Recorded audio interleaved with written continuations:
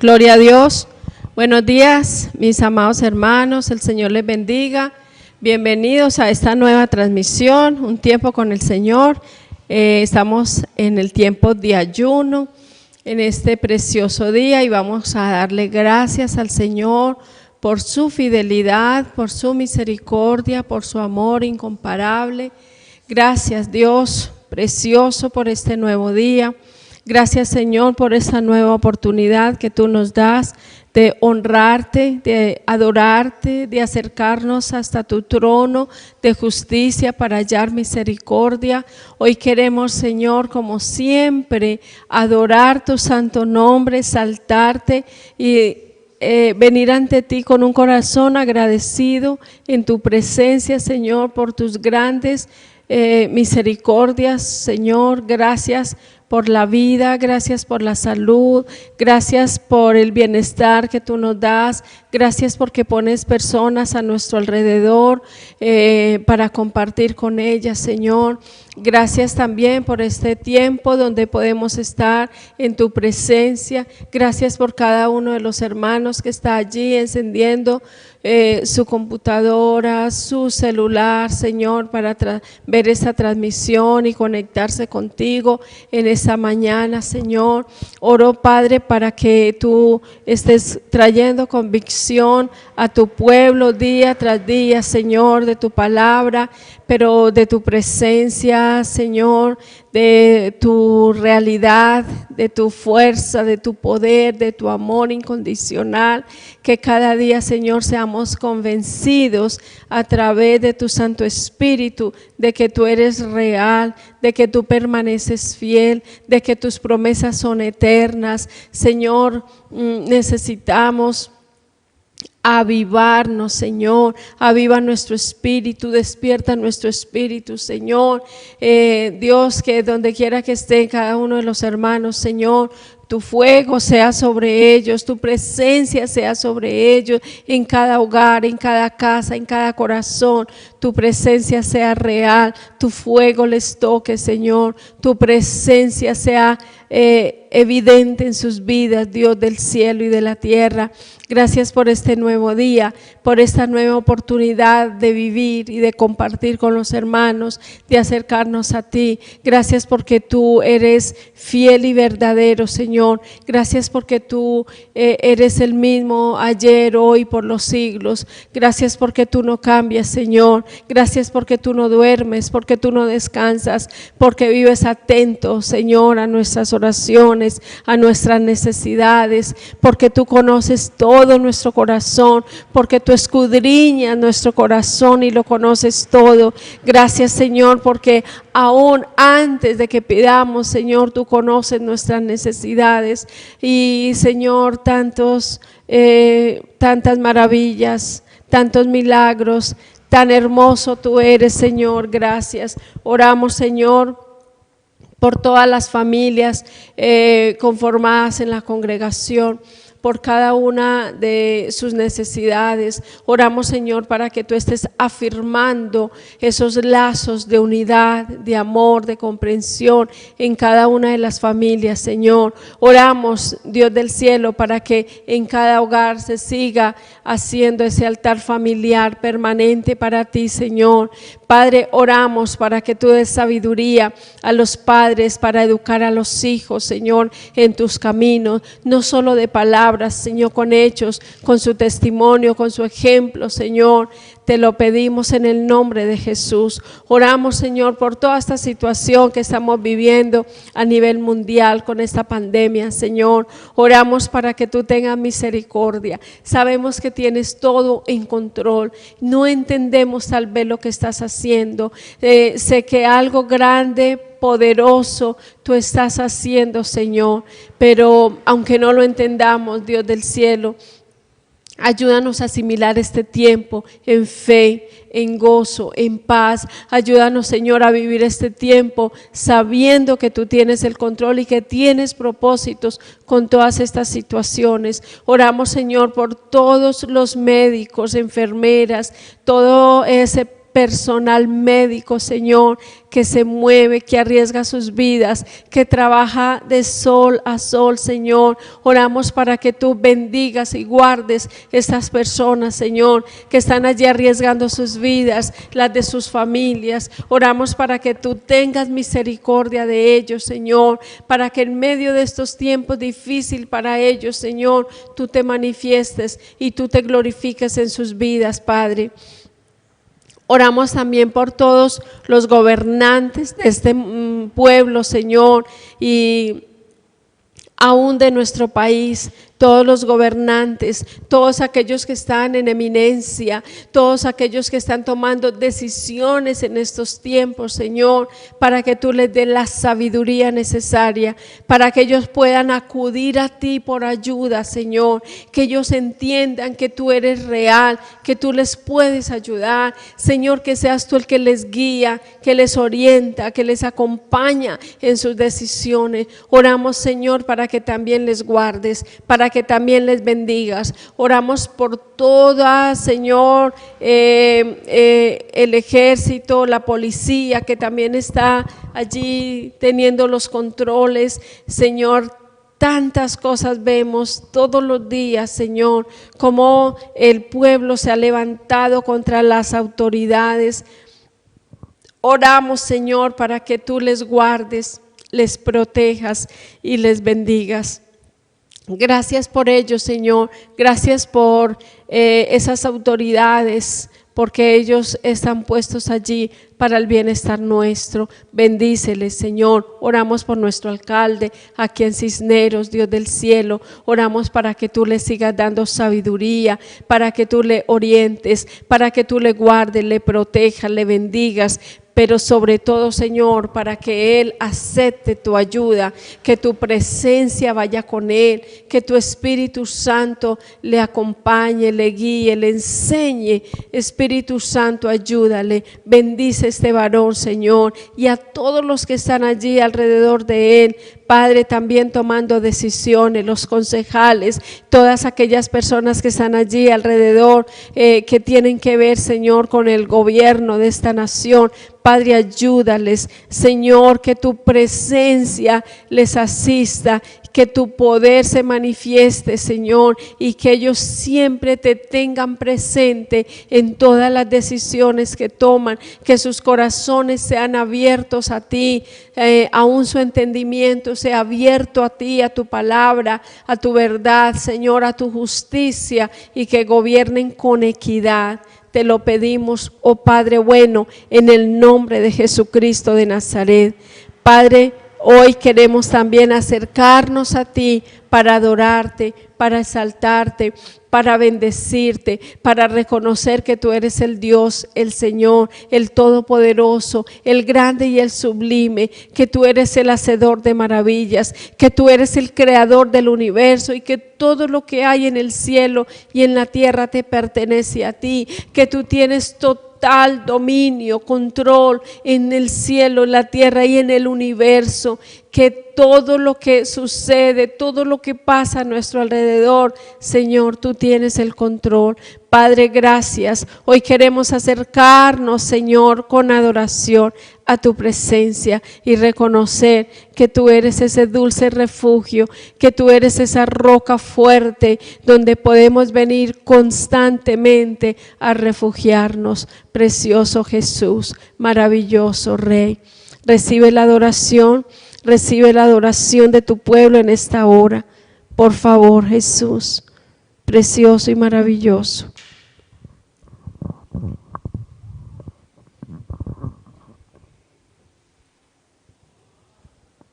Aleluya. Gloria a Dios.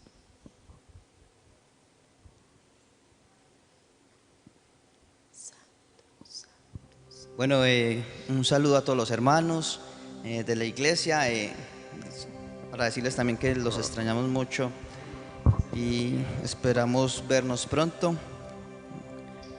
Quiero invitarle a que adoremos al Señor, disponga su corazón para que adoremos al Señor.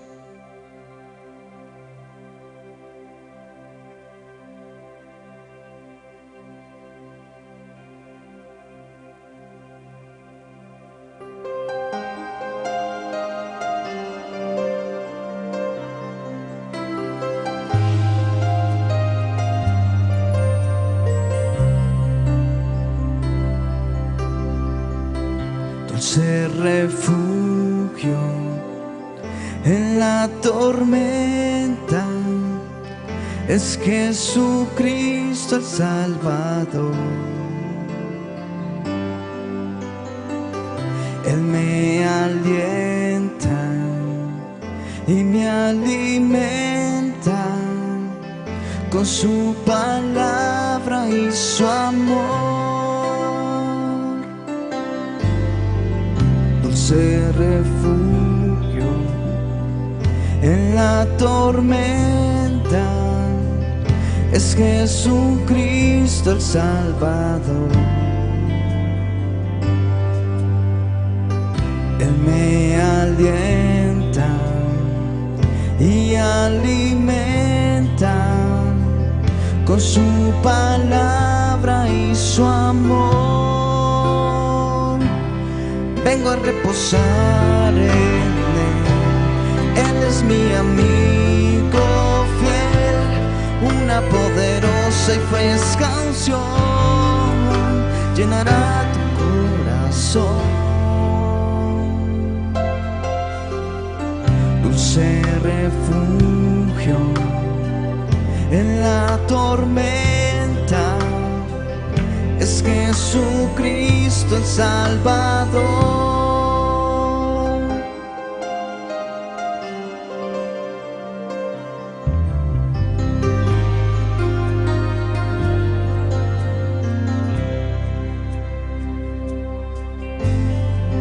Dulce refugio en la tormenta es Jesucristo el Salvador. Él me alienta y alimenta con su palabra y su amor.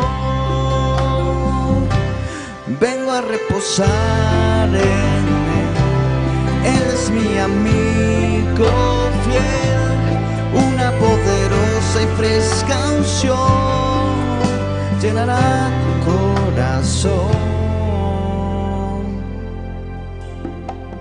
Dulce refugio en la tormenta es Jesucristo el Salvador.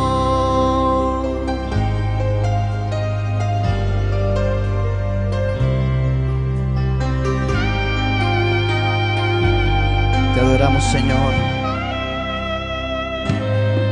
Santo es tu nombre, Rey. Venimos a adorarte, Señor. Adoramos tu nombre, Señor. Queremos ofrecer este cántico como una muestra de acción de gracias por lo mucho que has hecho por cada uno de nosotros. Te adoramos, Jesús, en esta hora.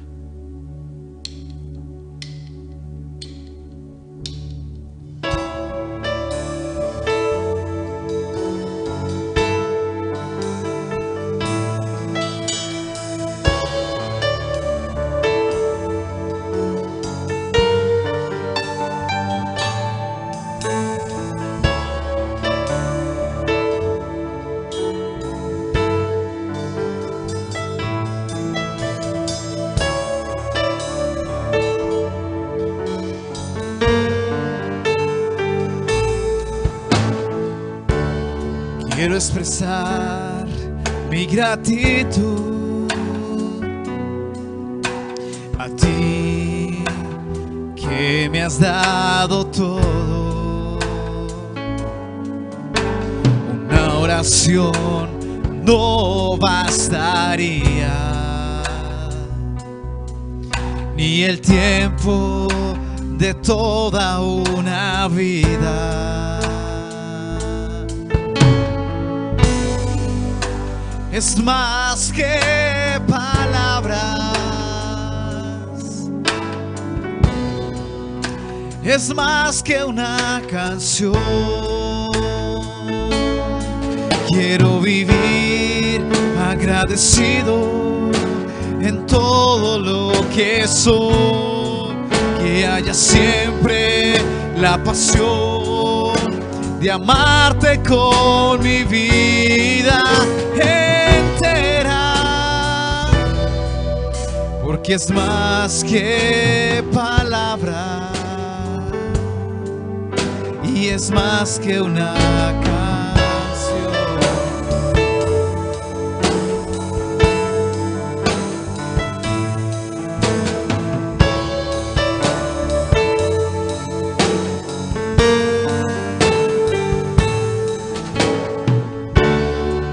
Quiero expresar mi gratitud a ti que me has dado todo. Una oración no bastaría, ni el tiempo de toda una vida. Es más que palabra y es más que una canción. Quiero vivir agradecido en todo lo que soy, que haya siempre la pasión de amarte con mi vida entera, porque es más que palabra y es más que una canción. Dile: quiero vivir agradecido en todo lo que soy, que haya siempre la pasión de amarte con mi vida entera,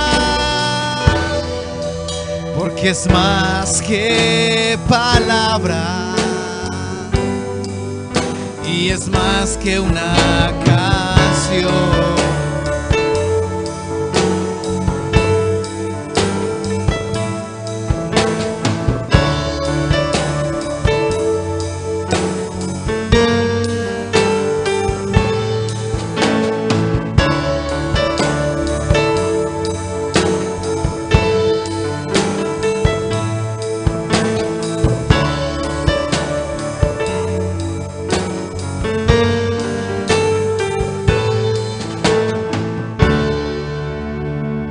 Bendito es tu nombre, Señor. Te adoramos.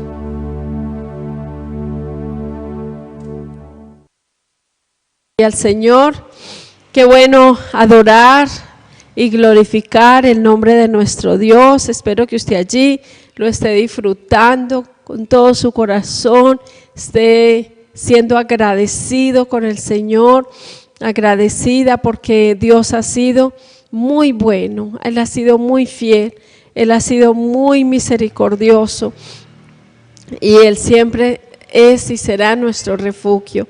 Vamos ahora a alabarle, a declarar su grandeza, su majestad y su poder. Amén. Allí con todo su corazón, alabémosle. Adoramos tu nombre, Señor, y queremos ofrecer este cántico como una muestra de acción de gracias por lo mucho que has hecho por cada uno de nosotros. Te adoramos, Jesús, en esta hora.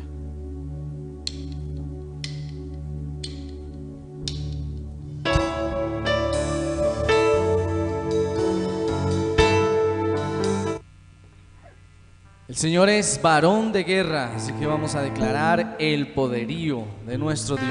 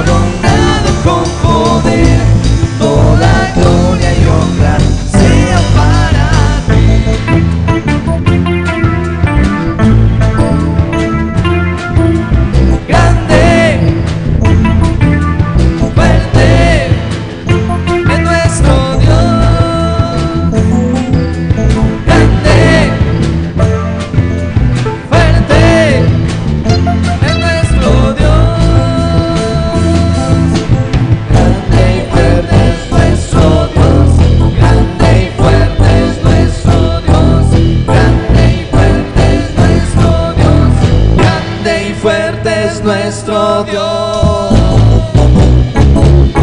vestido en majestad, coronado con poder, digno de toda la adoración.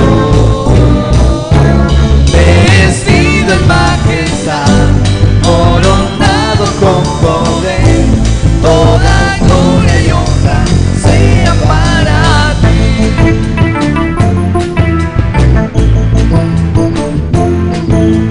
Grande, fuerte es nuestro Dios. Grande, fuerte es nuestro Dios. Grande y fuerte es nuestro Dios. Grande y fuerte es nuestro Dios. Grande y fuerte es nuestro Dios. Grande y fuerte es nuestro Dios.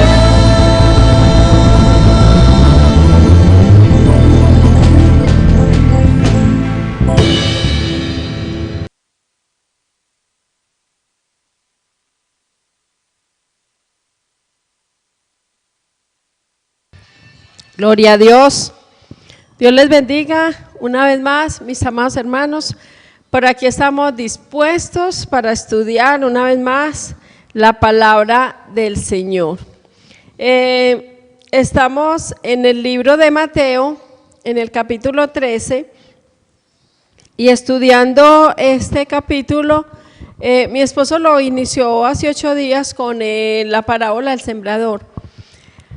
Estudiando este capítulo, es rico en parábolas. Ya sabemos qué son las parábolas, pero quiero que una vez más nos dirijamos a Dios para pedir su dirección y su respaldo en esta mañana, que Él sea el que nos revele su palabra.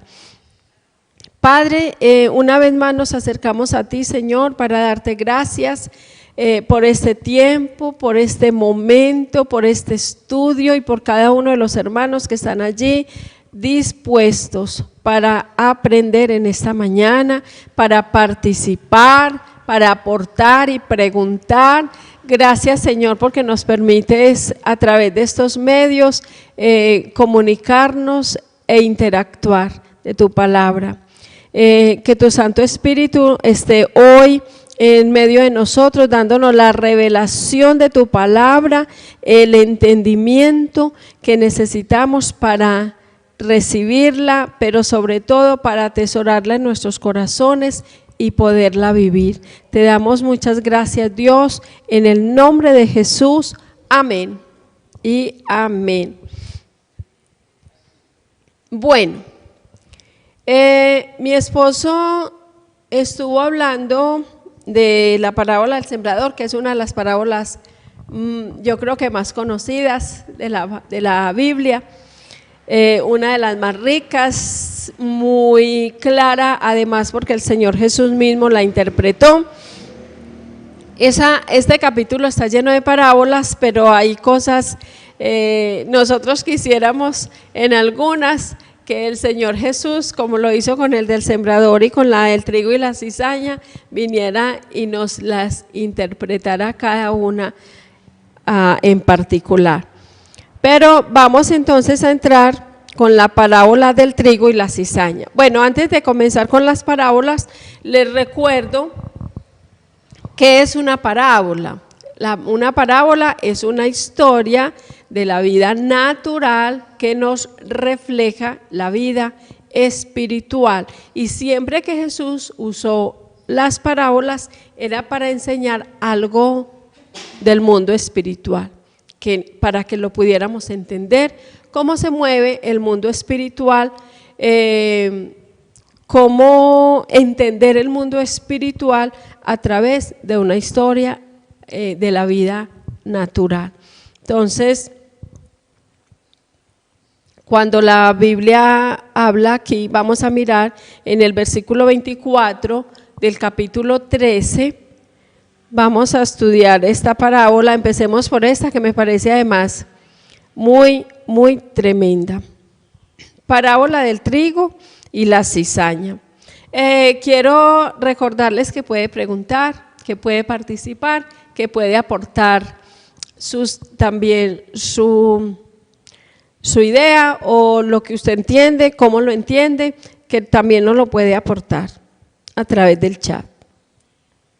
Les refirió otra parábola diciendo: el reino de los cielos es semejante a un hombre que sembró buena semilla en su campo. Pero mientras dormían los hombres, vino su enemigo y sembró cizaña entre el trigo y se fue. Y cuando salió la hierba y dio fruto, entonces apareció también la cizaña. Vinieron entonces los siervos del padre de familia y le dijeron: Señor, ¿no sembraste buena semilla en tu campo? ¿De dónde pues tienes cizaña?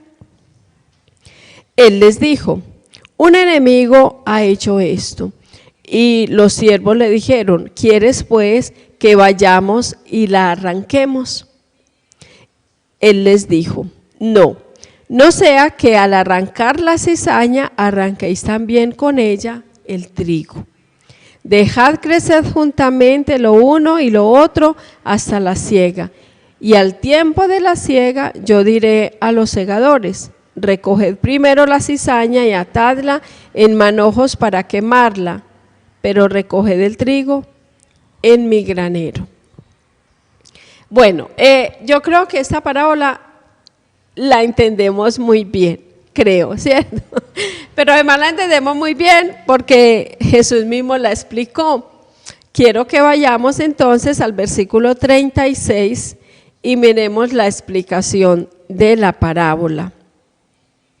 Entonces, despedida la gente, entró Jesús en la casa y acercándose a él, sus discípulos le dijeron: explícanos la parábola de la cizaña del campo. Respondiendo él, les dijo: el que siembra la buena semilla es el Hijo del Hombre. El campo es el mundo. La buena semilla son los hijos del reino y la cizaña son los hijos del malo. El enemigo que la sembró es el diablo. La siega es el fin del siglo y los segadores son los ángeles. De manera que como se arranca la cizaña y se quema en el fuego, así será en el fin de este siglo. Enviará el Hijo del Hombre a sus ángeles y recogerán de su reino a todos los que sirven de tropiezo y a los que hacen iniquidad.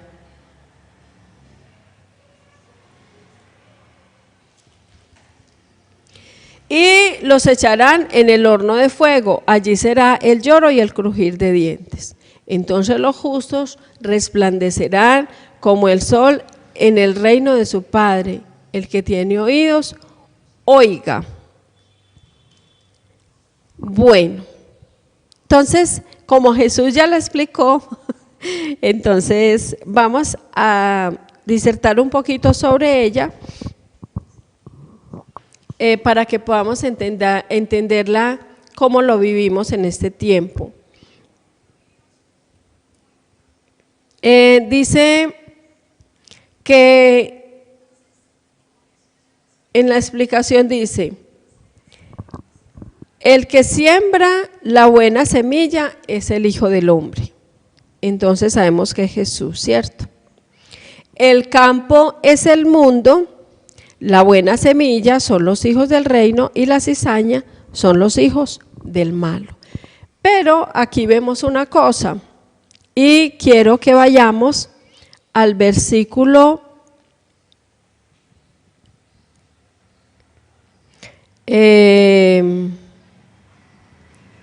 25. Bueno, vamos a leer otra vez el 24 y el 25. Recordemos que estamos en un estudio y para poder entender las cosas, la palabra de Dios sobre todo hay que leer, releer y releer. Les refirió otra parábola diciendo: el reino de los cielos es semejante a un hombre que sembró buena semilla en su campo. Pero mientras dormían los hombres, vino su enemigo y sembró cizaña entre el trigo y se fue. Esta yo creo que es el versículo clave de esta parábola. Primero se sembró la buena semilla en el campo. Cuando recordemos que en la parábola del sembrador, la tierra era el corazón, ¿se acuerdan? Aunque aquí dice que el campo es el mundo, es decir, cuando Jesucristo vino a sembrar el evangelio, lo vino a sembrar en todo el mundo. Pero no todo el mundo lo ha recibido, ¿cierto? Por eso la parábola del sembrador. Porque aunque esta semilla vino para todo el mundo, Jesucristo murió para darle salvación a todo aquel que cree, o sea, a todo el mundo. La buena semilla que se siembra en el corazón. Ese es el campo, la tierra. Pero dice el 25, pero mientras dormían los hombres, es decir, habiendo tenido ya la semilla sembrada, ¿qué pasó? Que los hombres se durmieron. Y mientras durmieron los hombres, vino su enemigo y sembró su cizaña entre el trigo y se fue. Entonces, recordemos la parábola también del sembrador, que cuando nosotros no recibimos bien la semilla, no estamos alimentándonos, no estamos haciendo lo que el Señor nos dice, viene el enemigo y roba la semilla. En este caso, él no vino a robar la semilla, pero vino a sembrar cizaña en el mismo campo donde estaba sembrada la buena semilla. Y dice que se fue. Entonces, vamos a entender un poquito esto. Yo les he dicho en muchas veces que no todos los que están en la iglesia pueden ser salvos, aunque vengan a la iglesia. ¿Por qué? Porque aunque se sembró la semilla y aunque muchos creyeron, no todos viven conforme a la palabra de Dios. Y no todos aceptan esa semilla, la alimentan y permiten que esa semilla dé fruto. ¿Qué pasa?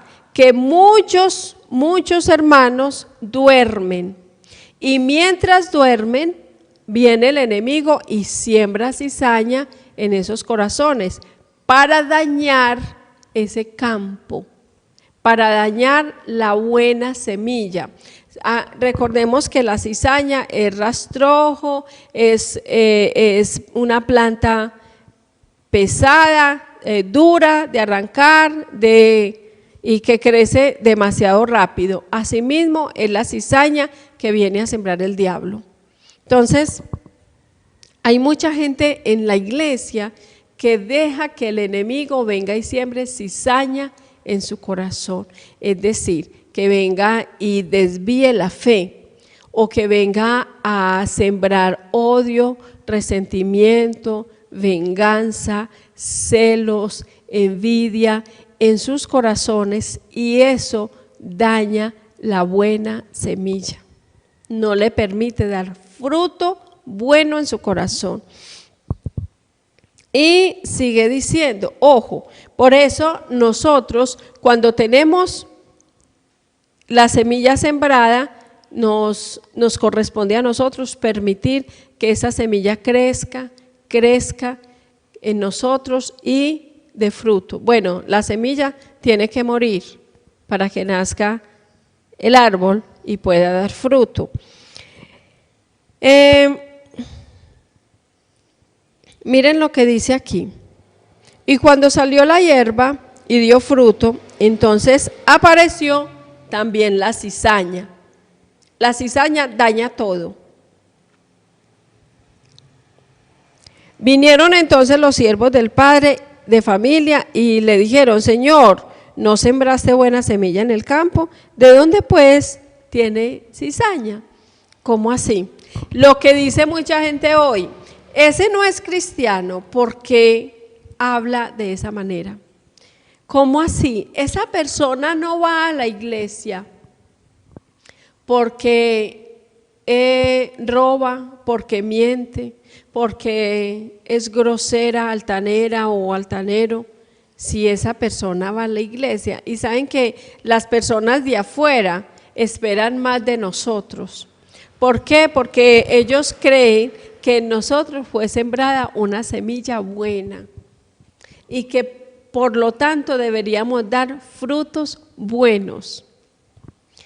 Cuando empezamos a dar fruto, o más bien a no dar fruto y dejar que la cizaña ahogue la semilla buena, entonces es cuando empezamos a dar mal testimonio, es cuando empezamos a mostrarle al mundo la cara fea de la cizaña, cuando no obedecemos, cuando en la casa somos el problema, cuando en la familia somos los problemáticos, los envidiosos, los divisores.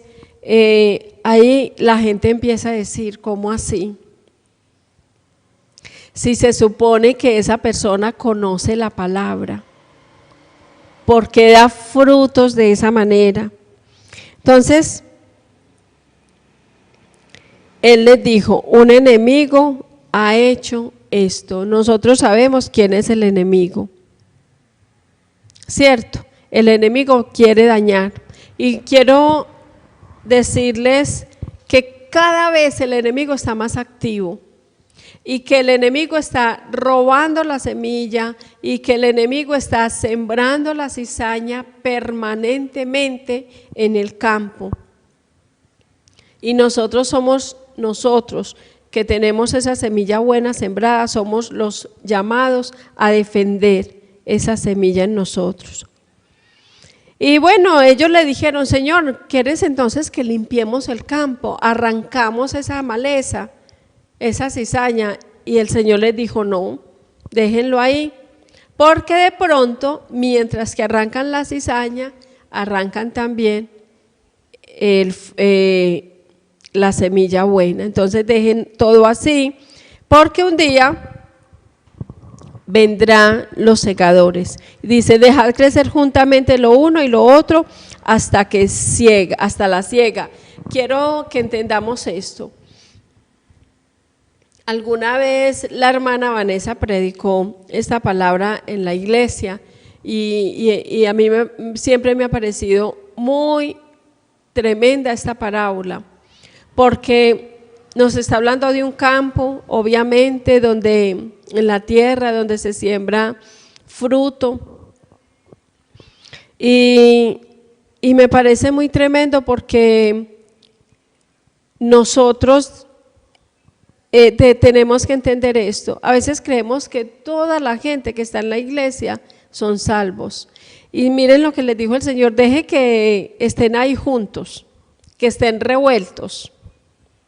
Que estén los buenos y los malos juntos, no importa, porque el día de la siega se conocerán los buenos y se conocerán los malos, hasta el día de la siega. Yo en estos días, hace días predicaba sobre las 10 vírgenes, las 5 prudentes y las 5 insensatas, y esto se refiere a lo mismo, estamos juntos en un mismo lugar, en un mismo campo, pero el día de la siega se va a reconocer quién es verdadero y quién es cizaña. Entonces, miren lo que le dice, dejad crecer juntamente al uno y al otro hasta la siega. Y al tiempo de la siega, yo diré a los segadores, recoged primero la cizaña, atadla en montones para quemarla, pero recoged el trigo en mi granero. Miren lo que dice aquí en la explicación. Dice así, enviará el Hijo del Hombre, en el 41, enviará el Hijo del Hombre a sus ángeles y recogerán de su reino a todos los que sirven de tropiezo y a los que hacen iniquidad. Quiero que entienda, ¿de dónde va a recoger? ¿De dónde va a recoger? Los ángeles. Y recogerán de su reino a todos los que sirven de tropiezo y a los que hacen iniquidad. Quiero que entendamos esto. Estos que sirven de tropiezo están también en el reino, es decir, en la iglesia, en la congregación, pero no son de bendición. Son personas que sirven de tropiezo. Y tal vez usted estará diciendo allá en su casa, yo no conozco a nadie así en la iglesia. Y como decía alguna vez una señora, es que en la iglesia también hay gente mala, es que en la iglesia también hay gente que miente, es que en la iglesia también hay gente que le debe a todo mundo y no paga, es que también de esas personas están en la iglesia. Y esa señora no lo podía creer, que en la iglesia existieran personas así, que pelean con la gente, que ponen problema en la tienda, en el colegio, que le deben al vecino, al de la tienda, al revoltero, al supermercado, al almacén, que están debiendo dinero a todas las personas y que no les importa. Y alguna vez decía entonces alguien, no, yo no creo que en la iglesia hayan personas así, pero la palabra de Dios nos dice que sí, sí las hay. Y miren tan claro que está en el versículo 42, dice, y los echarán en el horno de fuego, allí será el lloro y el crujir de dientes. Y ya sabemos qué lugar es ese, ¿cierto? Donde el horno de fuego, y sabemos que está hablando ahí del infierno, directamente, claramente está hablando del infierno. Allí será el lloro y el crujir de dientes. Entonces, allí habrá una separación del trigo y de la cizaña. Porque el 43 dice, entonces los justos resplandecerán como el sol en el reino de su Padre. Aleluya. Entonces, aclarada esta parábola, espero que le haya quedado claro, por eso no podemos dormir, por eso no nos podemos descuidar, por eso tenemos que estar con todos los sentidos puestos en el reino de los cielos, porque cuando nos descuidamos, cuando nos dormimos, el enemigo viene y roba o siembra cizaña. En la parábola del sembrador dice que el enemigo venía y robaba la semilla, pero en esta dice que el enemigo viene y siembra cizaña, es decir, daña la buena semilla.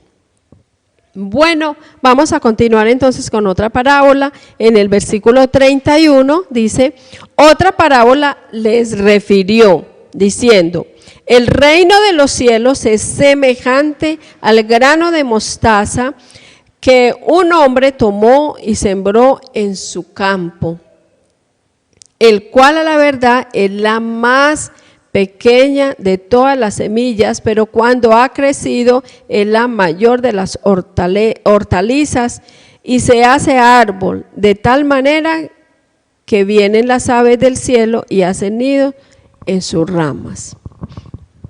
Bueno, quiero hablarles un poco sobre el corazón de Jesús al hablar de todas estas parábolas. Recordemos que Jesús estaba trayendo al pueblo, a las personas, a la humanidad, un nuevo pacto. Y que para la gente era muy difícil recibir a Jesús como el Mesías y como el Salvador o como el Hijo de Dios. Y que como la gente estaba escuchando muchas cosas nuevas, entre ellas el libro de Mateo se centra mucho en hablar del reino de Dios o el reino de los cielos. Y lo que Jesús les quería decir era, el reino de los cielos se ha acercado a vosotros, el reino de los cielos está entre vosotros. Y que con todas estas parábolas, lo que Jesús pretendía era que la gente entendiera bien qué era el reino de los cielos, porque Él vino hablando del reino de los cielos y en Mateo se habla mucho del reino de los cielos. Pero tal vez la gente escuchaba hablar del reino de los cielos o del reino de Dios, pero no podía dimensionar, no podía entender a qué se refería. Entonces Jesús en este capítulo me parece muy hermoso cómo Jesús con todas estas parábolas les está hablando de lo que realmente es el reino de los cielos y cómo la humanidad lo podía entender, el campesino, el sembrador, aquí hasta los panaderos. Entonces Él trajo todas estas parábolas a la vida cotidiana del momento para que las personas pudieran decir, entonces el reino de los cielos es esto, o sea, lo pudieran relacionar con la vida natural y lo pudieran entender de alguna manera. Entonces, cuando habla de la semilla de mostaza, que ustedes saben que en otras parábolas Él nos habla de la semilla de mostaza y en otros textos bíblicos, cuando nos dice, si ustedes tuvieran fe como un granito de mostaza, ustedes podrían hacer esto. Entonces aquí dice la parábola de la semilla y quiero que podamos entender esto. Dice que el reino entonces empezó, me imagino que en aquel lugar, en aquellos pueblos donde Él les estaba hablando de esto, conocían mucho la mostaza, el árbol de mostaza, ¿cierto? Como si nos hablara hoy en día aquí en Cisneros de la caña.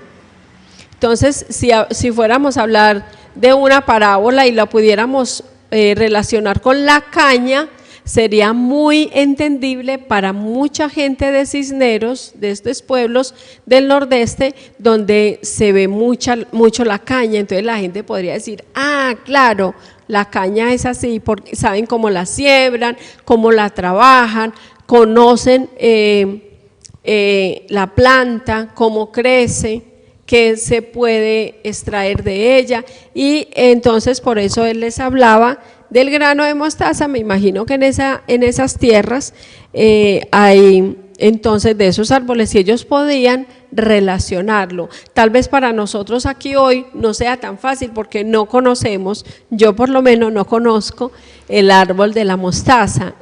He llegado a conocer la semilla, que es demasiado pequeña, es como la mitad de un comino, algo así, entonces, y es redondita y muy pequeña, y no más, no conozco ni cómo se siembra, ni cómo crece, ni al final cómo llega a producir.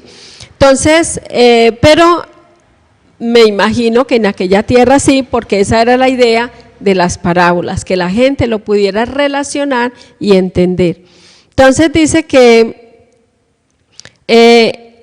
ojo que en todas estas parábolas Él le está hablando del reino de los cielos, para que la gente pudiera, bueno, los que no lo entendieron con el granito de mostaza, lo van a entender con la levadura, lo van a entender con el tesoro, o lo van a entender con todas estas otras parábolas que Él les estaba narrando allí. Dice que el reino de los cielos es semejante al. En esta Biblia, que es la de Dios habla hoy, no dice es semejante, dice es como, es igual a. Cuando nos dice es como, nos está diciendo esto es así, esto funciona así. Y en esta Biblia nos habla de esa manera. No nos dice es semejante, sino que nos dice es así, es como esto. En otras palabras, es igual a esto. Entonces, por ejemplo, aquí dice, estamos leyendo en el 31, y aquí dice así, también les contó esta parábola. El reino de los cielos es como una semilla de mostaza. Cuando a mí me dicen es como, entonces yo puedo decir que es igual, ¿cierto? O parecido, de esta manera. Entonces aquí empieza a hablar. Dice que el grano de mostaza que un hombre tomó y sembró en su campo. ¿Quién tomó la semilla? El hombre. O sea, nadie fue y la sembró en su campo. Dice, él la tomó y la sembró en su campo. O sea, él mismo. El cual a la verdad es más pequeña, perdón. Entonces, cuando está hablando aquí de la semilla de mostaza, yo lo puedo comparar o relacionar con la fe. Yo tomo la palabra y la siembro en mi campo y yo cuido de esa semilla, yo. Entonces es esa fe que está produciendo en mí esa semilla. Y dice que el cual a la verdad es más pequeña de todas las semillas. Yo pienso que, no sé si tenga que ver con cuando dice que es más pequeña que todas las semillas, no sé si tenga que ver con la palabra tan pequeña que es fe. Cuando nosotros pronunciamos la palabra fe, que solamente tiene 2 letras, no sé si tenga algo que ver cuando dice es la más pequeña de todas las semillas, pues se me ocurre a mí que puede ser esa palabra tan pequeñita, fe. Pero cuando ha crecido, ¿cómo les parece? Es la mayor de las hortalizas. Es decir, cuando yo me apropio, recibo la palabra y hago crecer mi fe es la que me sostiene. O sea, es lo que más va a producir en mí, es la fe. En cualquier persona que ha recibido la palabra, si hace crecer la fe del tamaño que la haga crecer, es lo que va a producir, es lo que va a mostrar, es lo que la gente va a ver. Y por eso dice aquí, y se hace árbol de tal manera que vienen las aves del campo y hacen nidos en sus ramas. Algunas personas, algunos estudiosos, eruditos, piensan que el que los aves hagan habitación en sus ramas, hagan nido, es malo. Pero realmente yo considero que no es malo. ¿Por qué? Porque ese árbol tan grande le va a dar bienestar, le va a ofrecer bienestar a otros seres, ¿cierto? Y que cuando nosotros hacemos crecer nuestra fe en nosotros, lo que vamos a mostrarle a la gente es, o vamos a poderle brindar bienestar. Venga yo oro por el enfermo, venga yo oro por usted que está triste, venga yo le doy una palabra, venga vamos a orar. Y entonces lo que yo puedo ofrecer, brindar cuando ya mi fe crece y se convierte en árbol, es bienestar para mucha gente. O sea, yo puedo ser de bendición para otros, de otra manera no. Si mi fe en mí no ha crecido, yo no puedo proveer fe a otros y no puedo proveer bienestar a otros porque no tengo fe. Entonces, ese granito tan pequeño, esa palabra tan pequeñita, fe, cuando yo lo hago crecer en mí, se convierte en un árbol grande, frondoso, de bienestar para muchos. Qué bonita esa parábola. Pero viene otra parábola. Otra parábola, 33, versículo 33. Otra parábola les dijo, el reino de los cielos es semejante a la levadura que tomó una mujer y escondió en 3 medidas de harina hasta que todo fue leudado. Escuchen esto. En los estudios, las investigaciones que estuve haciendo, esta parábola de la levadura es muy controversial. ¿Por qué? Porque aquí la está relacionando con el reino de los cielos. Pero en casi toda la Biblia donde me habla de levadura, me está hablando de algo malo, de la doctrina contaminada. Por ejemplo, en el capítulo 16 de Mateo, allí el Señor les dice, ojo con la levadura de los fariseos y de los saduceos.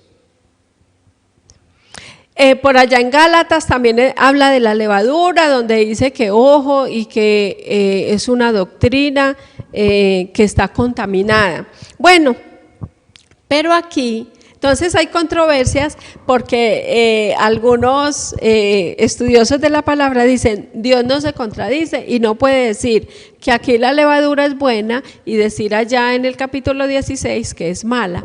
Pero si nosotros miramos cómo es introducida esta parábola, dice, otra parábola le refirió, el reino de los cielos es semejante a la levadura que tomó una mujer. En esta Biblia dice, también les refirió otra parábola, el reino de los cielos es como la levadura que una mujer mezcla. Entonces, no puede estar hablando de algo malo cuando lo está relacionando con el reino de los cielos. O sea, no me puede decir que el reino de los cielos es semejante a la levadura que tomó una mujer cuando me va a hablar que el reino de los cielos, si fuera algo malo, pues no lo relacionaría con el reino de los cielos. Entonces, entre los estudios que hice, me explica esta parábola de la siguiente manera. Por eso les digo que la del sembrador y la del trigo y la cizaña es muy fácil de entender porque él mismo la explica. Ojalá esta la hubiera explicado Jesús y no habría tanta controversia. Porque estamos como los discípulos, ay Señor, ¿y tú qué quisiste decir allí? Recuerden que cuando Dios le mandó a hacer el pan al pueblo de Israel para celebrar la Pascua, les dijo que no usaran levadura. Pero si miramos por qué, y les mandó a tomar aguas amargas y todo eso, pero el pan sin levadura representa un pan seco, duro, es algo que no es tan bueno, ¿cierto? Por eso yo pienso que aquí, o me acomodo más a los que creen o enseñan que la levadura que tomó la mujer es la palabra. Y la escondió entre medias de harina hasta que todo fue leudado. Ajá. Vamos a escuchar preguntas por ahora. Vamos a mirar. Bueno, pregunta la hermana Nidia Quintana. ¿Por qué mandó primero a recoger la cizaña?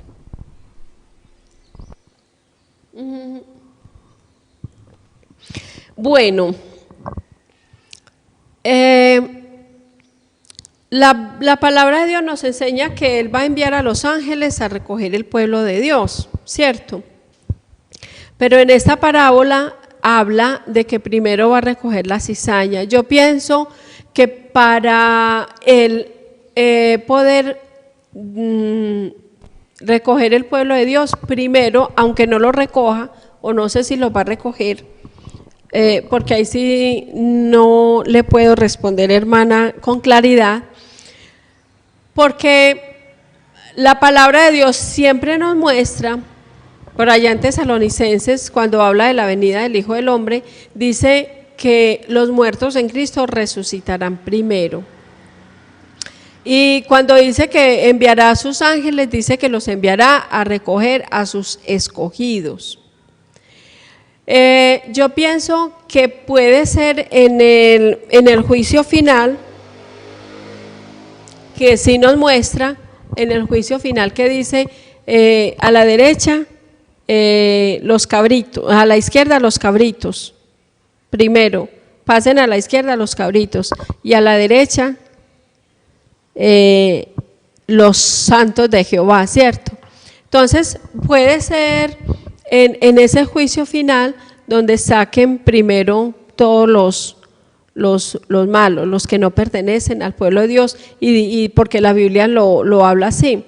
O sea, van a tomar los que no conocieron o los que no aceptaron, los que se rebelaron y serán lanzados allí. Y luego vendrán a los escogidos al reino, porque de hecho aquí dice, lo dice así, dice, entonces los justos resplandecerán como el sol en el reino de su Padre. Entonces, pienso que puede ser en el momento de ya el juicio final, porque hemos conocido y la Biblia nos habla ya en Mateo, cuando habla de la venida del Señor, en Mateo 24, nos dice que vendrán y recogerán a los escogidos de Dios, ¿cierto? Los otros van a quedar ahí. Y cuando dice también por allá, entonces, que los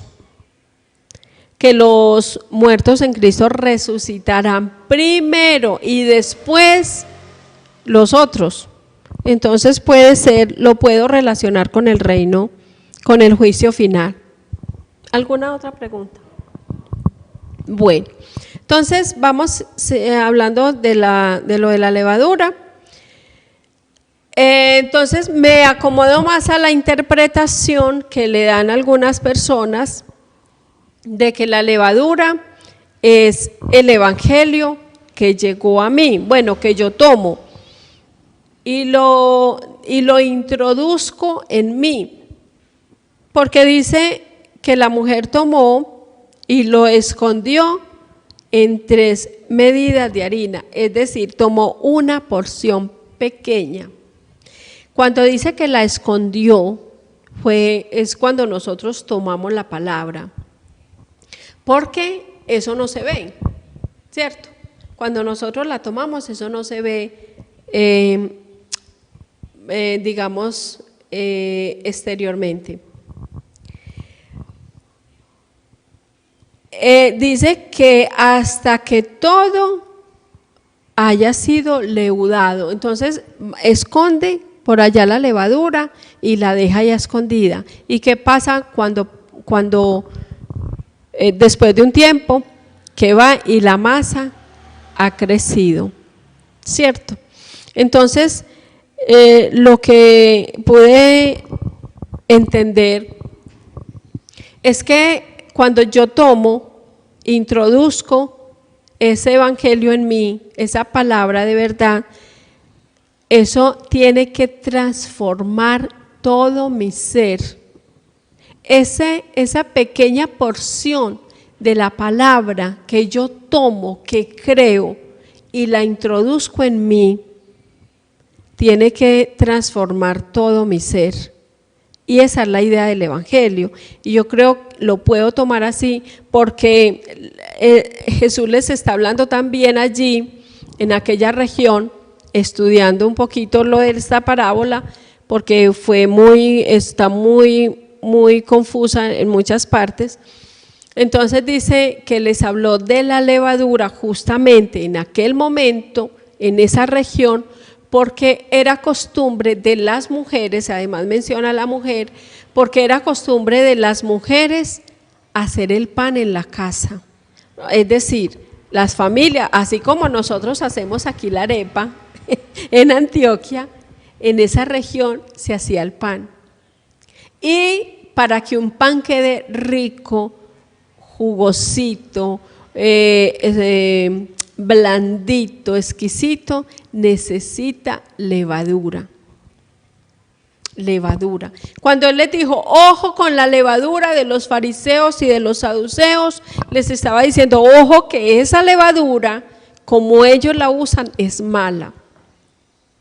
Entonces, si nosotros habláramos en este tiempo de la levadura, en una panadería es muy importante, es demasiado importante y es demasiado necesario echarle levadura al pan. Yo me acuerdo que, yo no sé cuántos hermanos se acuerdan, hace un tiempo, unos añitos, nosotros por hacer bonito, en un fin de año, en un 31 de diciembre, quisimos mandar a hacer un pan grande y entonces mandamos a hacer un pan como así, de grande, para esa noche, para la cena. Pero dijimos, vamos a mandarlo a hacer sin levadura. De hecho, en muchas partes dicen que nosotros no deberíamos de consumir el pan con levadura. Y entonces quisimos probar y dijimos, vamos a mandar a hacer un pan para la cena del 31 de diciembre, bien bonito, bien especial, pero mandémoslo a hacer sin levadura como Dios le mandó al pueblo de Israel el día de la Pascua. Y lo mandamos a hacer así. Y yo no sé cuántos hermanos se acuerdan que no podíamos comernos ese pan. De lo duro que era. Y entonces lo dejamos entero para que cada uno fuera partiendo. Hermanos, era casi imposible partir ese pan. Entonces lo pasábamos y la gente era pegada a ese pan porque es demasiado duro. Entonces no puede ser que esté hablando de algo malo cuando lo está relacionando con el reino de los cielos. Está hablando en ese tiempo o en esa región porque era muy necesaria la levadura y era donde todas las mujeres conocían la levadura porque hacían el pan, ¿cierto? Entonces, para que lo relacionaran. Entonces dice, así como la levadura hace crecer el pan, transforma la masa y la vuelve especial, así el Evangelio transforma tu vida para que todos vean que he sido transformado, ¿cierto? Entonces me parece muy especial. Vamos entonces con esta parte, dice, todo esto, el 34, todo esto habló Jesús por parábolas a la gente, y sin parábolas no les hablaba, para que se cumpliese lo dicho por el profeta cuando dijo, abriré en parábolas mi boca, declararé cosas escondidas desde la fundación del mundo. Entonces allí Jesús a través de las parábolas hablaba cosas que mucha gente no conocía aún. Y sigue hablando otras parábolas muy relacionadas, dice en el 44, dice, además el reino de los cielos es semejante a un tesoro escondido en un campo, el cual un hombre halla y lo esconde de nuevo, y gozoso por ello va y vende todo lo que tiene y compra aquel campo. Entonces, quiero que podamos entender esta parábola en esta mañana, porque el reino de los cielos realmente es semejante a un tesoro. Cuando la palabra de Dios nos dice, no piensen en las cosas materiales, no hagan riquezas aquí en la tierra, donde se corrompen, se acaban, se la roban, no tienen ningún sentido. Hagan sus riquezas en el reino de los cielos. Es porque nos dice aquí que es el reino de los cielos, es la riqueza más grande que nosotros podemos tener. Y eso que un hombre lo ve y lo esconde y va y vende todo, y gozoso por ello va y vende todo lo que tiene y compra aquel campo. Es muy, muy bonito porque es lo que Dios nos pide a nosotros, que entreguemos todo por Él, que valoremos ese reino de Dios, que lo veamos como ese tesoro tan grande, como dijo Pablo, todo lo que tengo, todo lo que sé, lo voy a estimar como basura, o sea, eso es basura, eso para mí no vale nada, porque ahorita tengo una riqueza más grande que es el reino de los cielos. Cuando nosotros entendemos la importancia, el valor del reino de los cielos, es ahí donde somos capaces de dejar todo y decir, yo quiero darlo todo, pelear por este reino. No me importan mis amigos, no me importa mi vida pasada, no me importa, en muchas ocasiones toca dejar hasta la familia que no me quiere dejar avanzar, listo, hagámoslos a un lado y sigamos. En muchas ocasiones toca dejar riquezas, cosas materiales, toca, porque el reino de los cielos es más importante, mucho más importante que cualquier otra cosa. Y lo mismo nos habla aquí en el 45. También el reino de los cielos es semejante a un mercader que busca buenas perlas, que habiendo hallado una perla preciosa, fue y vendió todo lo que tenía y la compró. Bueno, aquí también escuché una reflexión de esta parábola que puede ser ajustable, puede ser la real, no sé, porque yo creo que es diferente a la del tesoro, lo de la perla, porque dice, es semejante a un mercader que busca buenas perlas.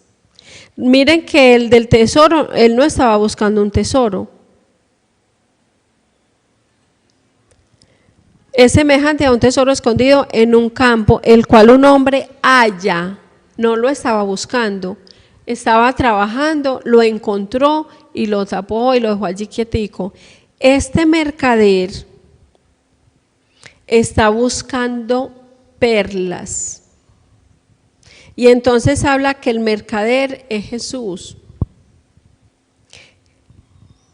que habiendo hallado la perla fue y vendió todo lo que tenía y la compró, porque el que nos compró a nosotros fue Jesús. Nosotros no compramos el reino de los cielos. Recordemos que la salvación es por gracia. Entonces, aquí dice que ese mercader compró la perla y esa perla somos nosotros, la iglesia. Y cuando Jesús halló la iglesia o halló la forma, Él fue y compró la iglesia, dio todo. Y Jesucristo dio todo por nosotros y nos compró a precio de sangre. A precio de sangre. Pero también la podemos mirar, como vimos el del tesoro, ese mercader que busca perlas o esa persona que está siempre en busca de algo, ¿cierto? Y cuando haya el reino o el evangelio, también podemos tomarlo así, va y vende todo lo que tenía y viene y compra, aunque aquí no se compra con dinero. En muchas ocasiones a nosotros nos toca dejar todo a un lado, dejar todo atrás, y eso sería el precio que nosotros pagamos por esa salvación. Todo lo que dejamos, listo, pague el precio. Nosotros le decimos a la gente, a mucha gente, hermano, le toca pagar el precio a usted. Y la persona dice, pero ¿cuál precio? Si la salvación es por gracia. Sí, la salvación es por gracia, pero nosotros necesitamos pagar otros precios. El ayuno, la oración, sacrificar personas, sacrificar mis sueños, mis anhelos, eso tiene un precio. Ese es el costo en muchas ocasiones que yo puedo pagar. Entonces, como yo creo que se acomoda a las dos, les expongo las dos formas para que usted lo pueda. Yo creo que se puede enfocar en las dos. Y esta es muy semejante a la de la cizaña. Mire, la de la red. Asimismo, el reino de los cielos es semejante a una red que echada en el mar recoge de toda clase de peces. Y una vez llena, la sacan a la orilla y sentados recogen lo bueno en las cestas y lo malo echan fuera. Así será el fin de este siglo.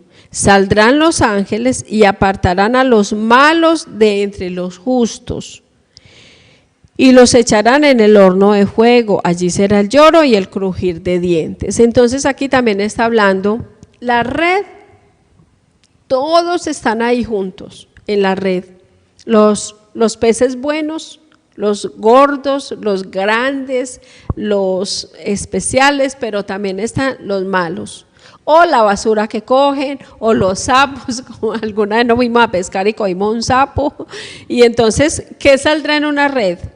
Todo eso. Entonces ellos tienen que empezar a escoger y echar afuera lo que no les sirve. Así dice que será el fin de este siglo.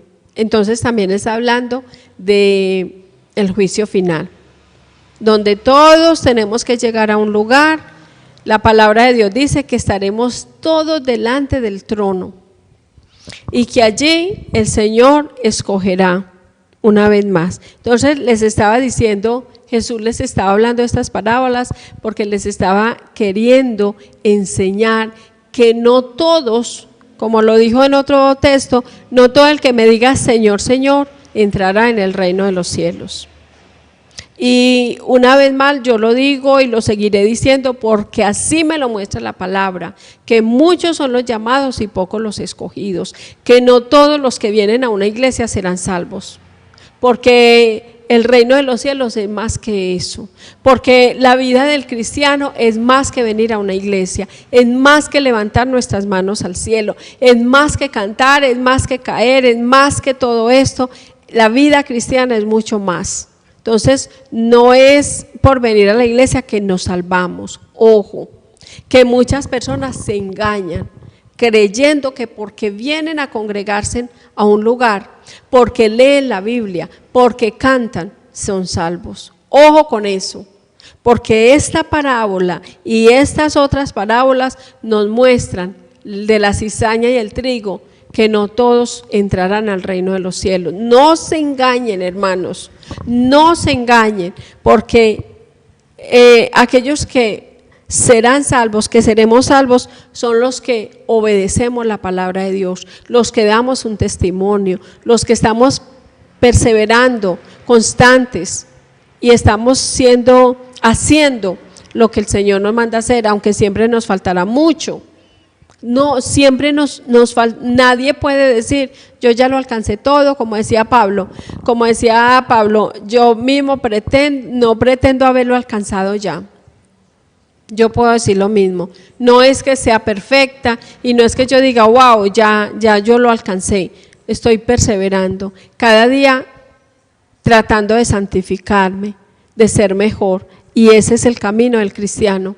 No son los que vengan a la iglesia y los que lean la Biblia, pero en la calle salen de este lugar y en la calle se transforman. Entonces son vulgares, mentirosos, engañadores, chismosos, vulgares, contenciosos, ladrones. Ojo con eso. Qué pena tenerlo que decir así tan de frente, pero toca. 51, Jesús les dijo, ¿habéis entendido todas estas cosas? Ellos respondieron, sí, Señor. Ojalá que sí lo hayan entendido todo. Él les dijo, por esto todo escriba docto en el reino de los cielos es semejante a un padre de familia que saca de su tesoro cosas nuevas y cosas viejas. Quiero leerlo en esta versión, el 51. Esta es la versión Dios habla hoy, dice así. Jesús preguntó, ¿entienden ustedes todo esto? Sí, contestaron ellos. Entonces Jesús les dijo, cuando un maestro de la ley se instruye acerca del reino de los cielos, se parece al dueño de una casa, que lo que tiene guardado sabe sacar cosas nuevas y cosas viejas. Aquí está hablando de un docto, de una persona, todo escriba docto. El docto es el estudioso, el que sabe, el que conoce. Entonces está diciendo, un docto es como el dueño de la casa. ¿Qué pasa con el dueño de la casa? Es muy chistoso, pero es así. Cuando yo voy a una casa y quiero entrar a la cocina y hacer algo, yo no encuentro nada, ¿cierto? ¿Dónde está el cuchillo para cortar esto? ¿Dónde está la jarra? ¿O dónde puedo echar esto? ¿Cierto? No sabemos nada. Pero el dueño de la casa dice que el dueño de la familia saca de su tesoro cosas nuevas y cosas viejas. Es decir, él sabe dónde están las cosas. Él conoce, él tiene organizadas sus cosas. Y cuando habla de cosas nuevas y cosas viejas, se refiere a que yo tengo que conocer el Antiguo Testamento y el Nuevo Testamento, porque soy la persona que voy a ir a enseñar, que voy a ir a dar, que voy a ir a llevar un mensaje. Yo tengo que tener conocimiento de la palabra de Dios. Es necesario que conozcamos la palabra de Dios para poder ir a llevarla. Por eso habla del padre de familia. El padre de familia es responsable de su casa, de su familia, de sus hijos, y él es el que tiene que proveer, el que tiene que alimentar esa familia. Por eso lo habla de esta manera. Nosotros tenemos que ser doctos, estudiar mucho la palabra, conocerla, porque mucha gente está esperando que vayamos a llevarle una palabra. Bueno, vamos a esta última parte del capítulo y dice así, el 53. Aconteció que cuando terminó Jesús estas parábolas, se fue de allí.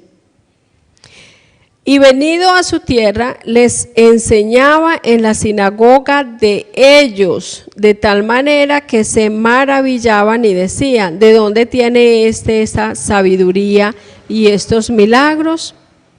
¿No es este el hijo del carpintero? ¿No se llama su madre María y sus hermanos Jacobo, José, Simón y Judas? ¿No están todas sus hermanas con nosotros? ¿De dónde pues tiene todas estas cosas?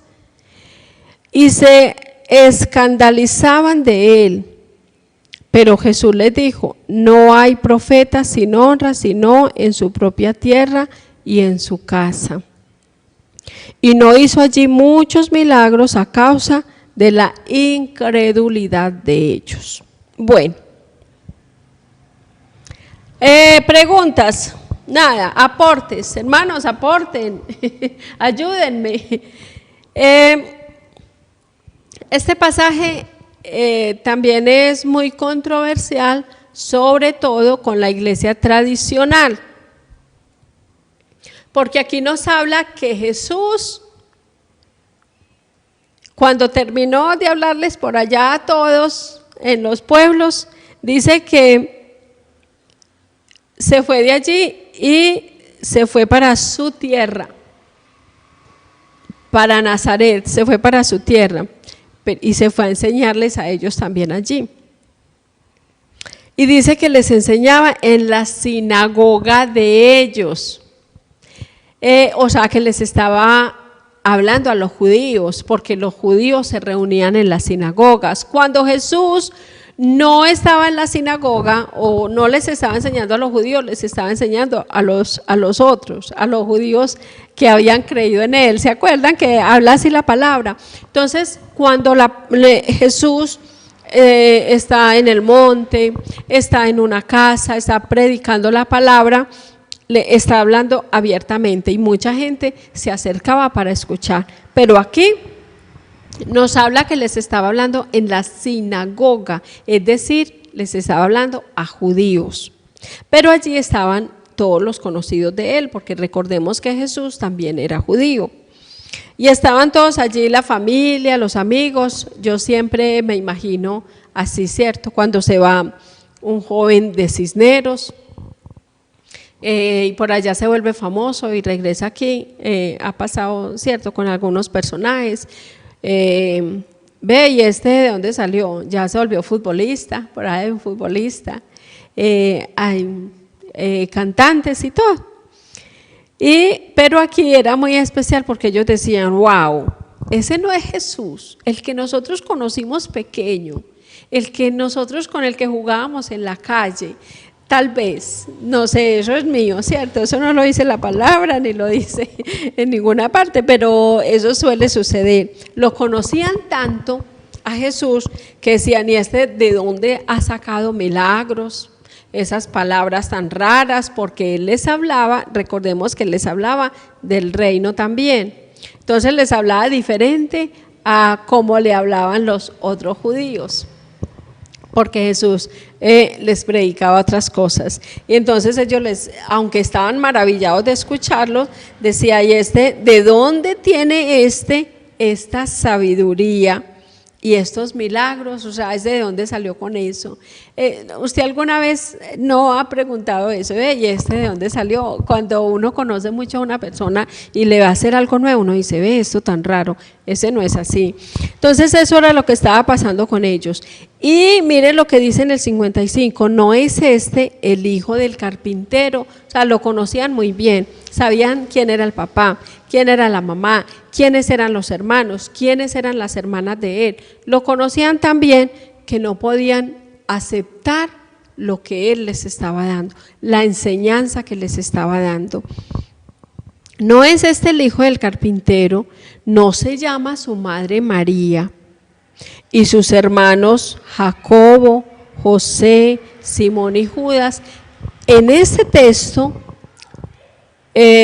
principalmente, que ha sido de mucha controversia, porque mucha gente dice que Jesús no tuvo hermanos, que María fue virgen y murió virgen, y que no tuvo más hijos. Este texto es muy claro para enseñarle a una persona que no conozca la palabra de Dios, que no entienda esto, cómo la palabra de Dios nos muestra que Jesús o que José y María, después de que Jesús nació, ellos tuvieron una vida como cualquier matrimonio. Y dice en un texto, creo que es en Lucas, que dice que José no la conoció a María hasta que no nació Jesús. Es decir, José no tuvo relaciones sexuales con María hasta que Jesús no nació, para respetarla y porque Jesús tenía que abrir la matriz y tenía que nacer como nacen todos los niños. Y José la respetó, no la tocó, no tuvo relaciones con ella hasta que Jesús no nació. Pero después de que nació Jesús, José y María tuvieron una vida conyugal, marital, normal, como la tenemos hoy en día, marido y mujer. Y tuvieron 4 hijos más, y aquí están los nombres: Jacobo, José, Simón y Judas. Están los nombres de los hermanos de José. Y dice que también están las hermanas, dice, no están todas sus hermanas con nosotros. ¿De dónde pues tiene todas estas cosas? Es decir, que Jesús no solamente tuvo hermanos, sino que también tuvo hermanas. El nombre de las hermanas no lo nombra aquí, no lo dice, pero me revela la palabra que Jesús también tuvo hermanas. Y se escandalizaban de él.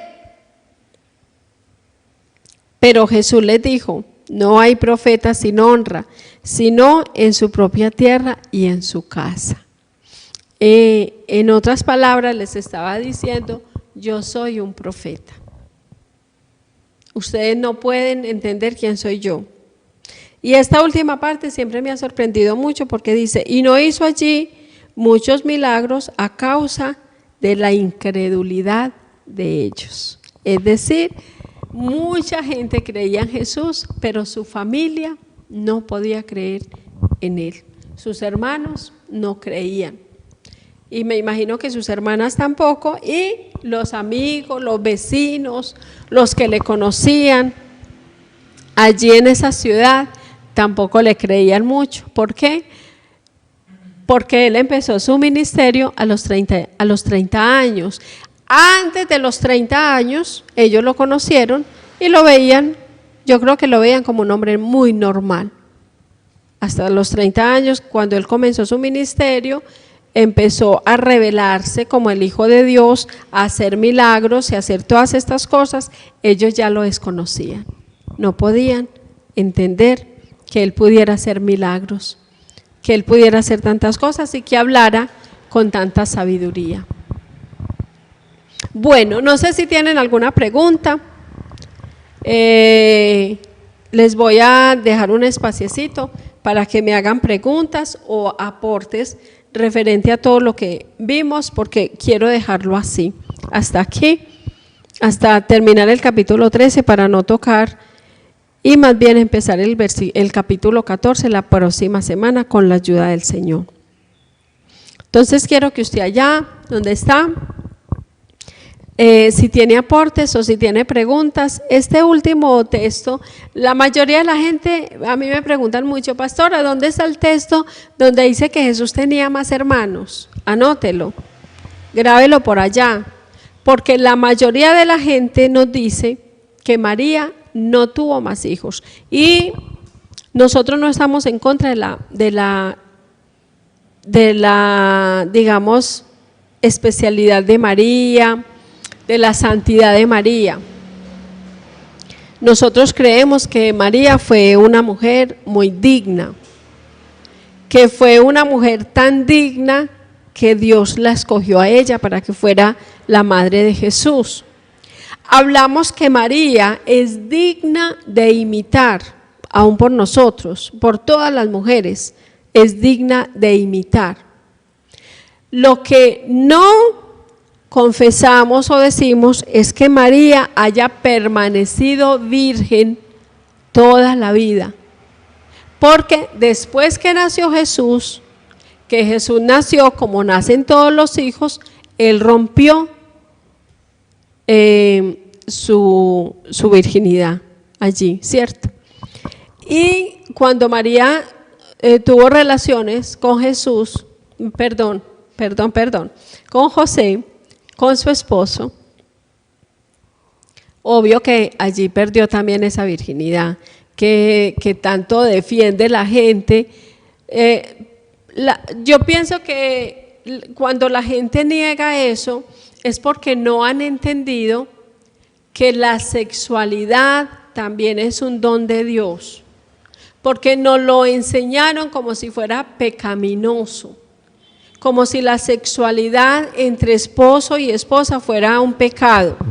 Y la Biblia nos ha hablado que es un don de Dios. Entonces ellos, como cualquier pareja, como Adán y Eva, por ejemplo, estando en el paraíso, tuvieron relaciones sexuales, María y José también, y tuvieron otros hijos. Me imagino que aquí no dice cuántas hermanas, pero puede uno, no sé, dice, no están todas sus hermanas con nosotros, de pronto fueron bastanticas, no sé.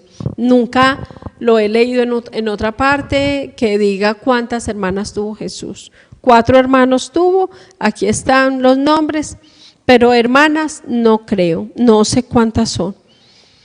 Entonces, para que podamos enseñarle a otras personas que dudan de que María haya tenido otros hijos y que Jesús haya tenido otros hermanos. De hecho, en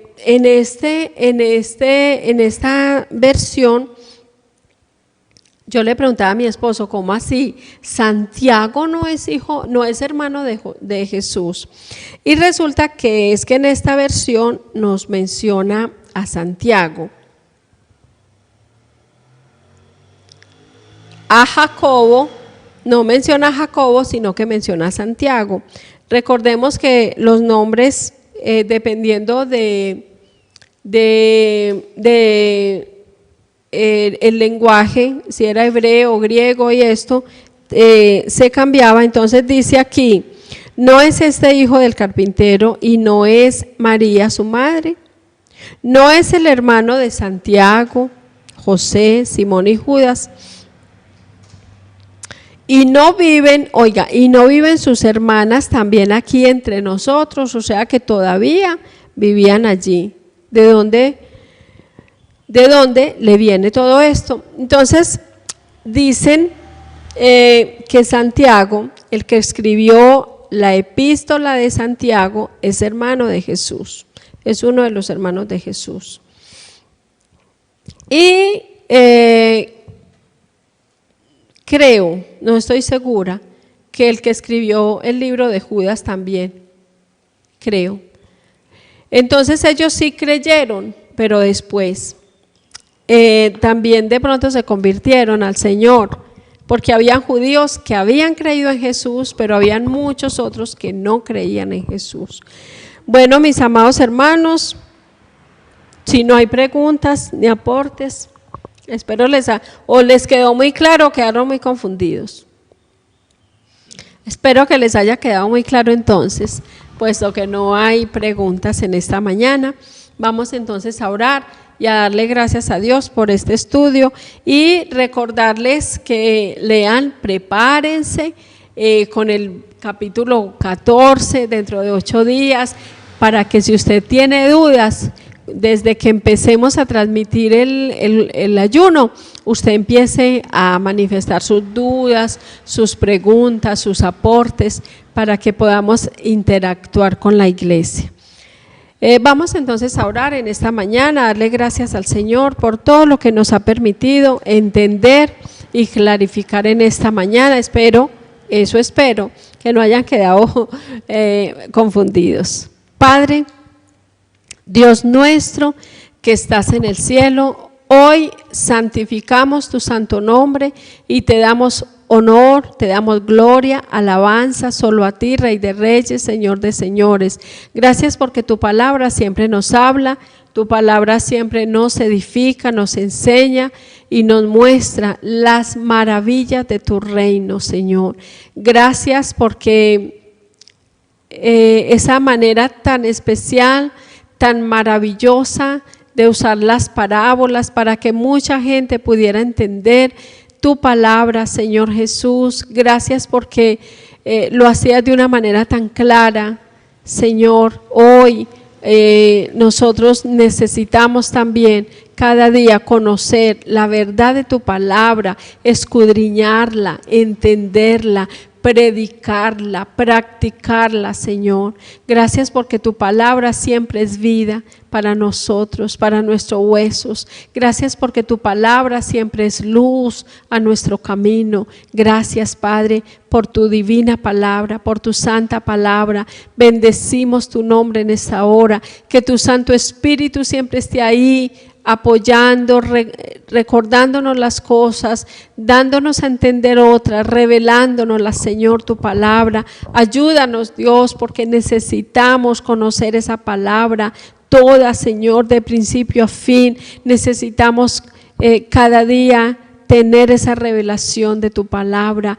Gracias por este tiempo de estudio, te damos a ti el honor y la gloria. También oro por cada una de las personas que está allí escuchando, viendo este mensaje, para que sus vidas sean prosperadas, para que sus finanzas, Señor, sean multiplicadas, las ganancias, Señor, de sus negocios, la obra de sus manos sea bendita, Señor.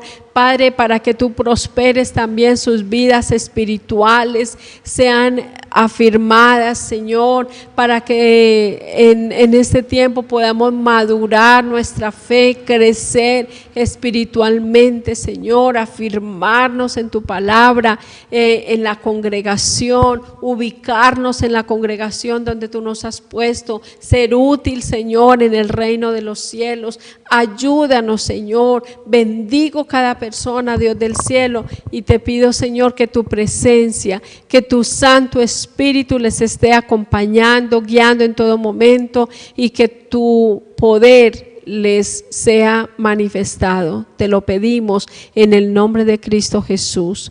Amén. Quiero saludar entonces a todas esas personas que han estado conectadas en esta mañana, que han estado allí escuchando, aprendiendo. Quiero darle gracias al Señor por la vida de la hermana Nidia, de la hermana Liliana, que siempre están ahí atentas, siempre están pendientes de los cultos, de los ayunos. Dios les bendiga a mis hermanas. Qué bueno que estemos siempre alimentándonos, conociendo, creciendo en la obra del Señor, y que usted allí también pueda reproducir la palabra de Dios y pueda ser de bendición para otras personas. Pero quiero también, Zulma también es una de las personas que casi siempre está conectada, saludar a la hermana Zuli, a todas aquellas personas que están allí conectadas. Dios les bendiga, mis amados hermanos. Nos vemos entonces mañana con el conversatorio, que creo que va a ser muy especial. Mañana vamos a ver el 5.º mandamiento, que es honra a tu padre y a tu madre, que es un mandamiento poderosísimo. Quiero que estén allí acompañándonos también. El Señor les bendiga, les amamos y les extrañamos grandemente. Dios les bendiga.